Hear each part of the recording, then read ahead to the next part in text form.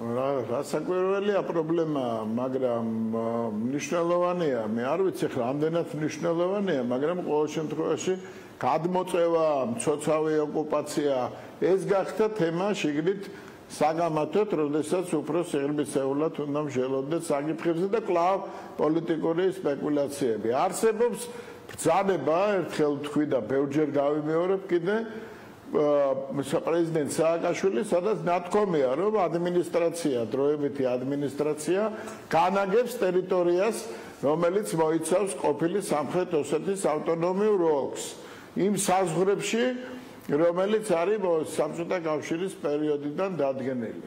მოხდა ომი, ეხლა ისინი ამბობენ, რომ ჩვენ გავიმარჯვეთ და გავთავისუფლდით ქართველებისგან, ჩვენ ვამბობთ და სწორად ვამბობთ, რომ არის ოკუპაცია გარკვეული ტერიტორიის, მაგრამ როდესაც ამბობენ რა ტერიტორიის, ეს არის ის ტერიტორია, რომელზედაც თავის ბრძანებულებაში საუბრობს სააკაშვილი და დღეს ცდილობენ იმას, რომ თითქოს კი მაგ დროს დაკარგეს რაღაცა მცირე რაოდენობა, მაგრამ დღეს აი მცოცავმა ოკუპაციამ განაპირობა კიდევ მეტი ტერიტორიების ჩართვა ოკუპაციაში. აი ეს არის ერთი თემა. ეხლა მეორე ხაზი თქვენ რასაც ამბობთ, ეს არის საგანგებოდ მნიშვნელოვანი საკითხი, არის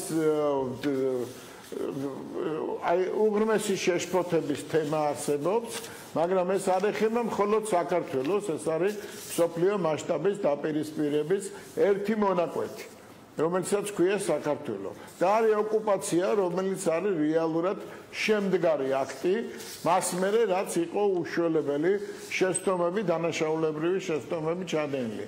ეს არის რეალობა. ამ რეალობაში ზოგი გვეუბნება, რომ გადადით შეტევაზე და ეკონომიკური სანქციების ქვეშ მოაქციეთ რუსეთი და იმას ქენით, მწვანილზე ნუგაცვლით საქართველოს ინტერესებს და მეორენი ამბობენ, რომ მოდით კიდევ დამატებითი რაღაცა ხაზები შევქმნათ ურთიერთობისა რუსეთის ფედერაციასთან და თუ კი რაიმე კანონი, აი თქვენ რაც ახსენეთ, იყო განხილვაში და რაღაც თემებთან დაკავშირებით ქონდა ჩამოყალიბებული პოზიცია, ეს დავაყენოთ საპროცედურო ბოიკოტის რეჟიმში. აი ესეთი შიდა და გარე შემოტევების რეალობა არსებობს დღეს საქართველოში. აი როდესაც თქვენ ამბობთ, რომ ეს არის პრობლემა, რომელიც დატოვა წინა ხელისუფლებამ, აუდიტორიას ვფიქრობ, რომ ეს ძალიან კარგად მოიხსენება. უბრალოდ მინდა გკითხოთ